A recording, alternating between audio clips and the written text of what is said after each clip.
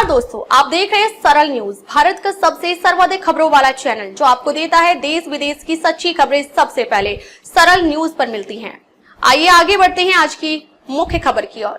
Block प्रमुख बोली, राहुल जी मदद कीजिए, पहली बार बोल रही हूँ इसलिए कांप रही हूँ, मिला ये जवाब। रायबरेली में मंगलवार को दिशा की बैठक में मौजूद सलोन की ब्लॉक प्रमुख अंजू कुशवाहा एक महिला के दर्द को लेकर खड़ी हुई। उन्होंने कहा कि राहुल जी हमारे ब्लॉक के शैलेंद्र मौर्य की हत्या कर दी गई।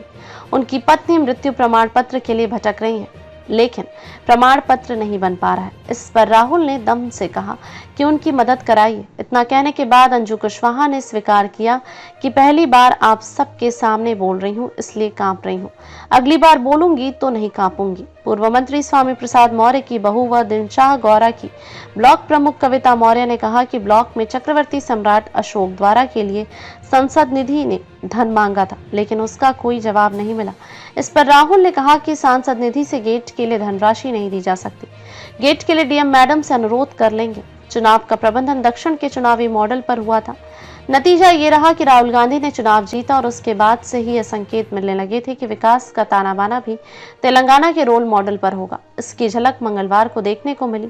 विशाखा इंडस्ट्रीज में ई बाइक को सांसद राहुल गांधी ने लॉन्च किया, चार्जिंग स्टेशन का भी लोकार्पण किया। खास बात यह रही कि उनके साथ इंडस्ट्रीज के जॉइंट डायरेक्टर व तेलंगाना में सांसद वामसी कृष्ण गद्दम भी मौजूद रहे। तेलंगाना की चेन्नूर विधानसभा के विधायक डॉक्टर जी विवेकानंद भी साथ रहे। विशाखा इंडस्ट्रीज की पूरी टीम तेलंगाना से आई थी।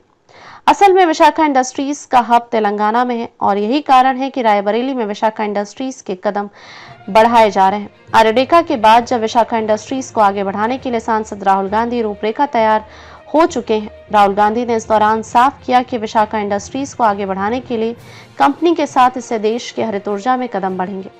असल में तेलंगाना हरित ऊर्जा के क्षेत्र में तेजी से बढ़ रहा है। विशाखा इंडस्ट्रीज ने वहां पर बहुत बड़ा ई बाइक का सेंटर खोल रखा है।